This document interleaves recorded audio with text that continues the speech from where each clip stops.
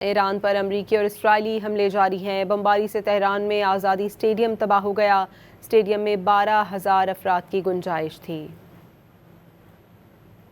ایران پر امریکی اور اسرائیلی حملے تاحال جاری ہیں۔ بمباری سے تہران میں آزادی اسٹیڈیم تباہ ہو گیا ہے۔ اسٹیڈیم میں 12,000 افراد کی گنجائش تھی۔ ایران پر امریکی اور اسرائیلی حملے جاری ہیں۔ بمباری سے تہران میں آزادی اسٹیڈیم تباہ ہو گیا۔ اسٹیڈیم میں 12,000 افراد کی گنجائش تھی۔ ایران پر امریکی اور اسرائیلی حملے تاحال جاری ہیں۔ بمباری سے تہران میں آزادی اسٹیڈیم تباہ ہو گیا ہے۔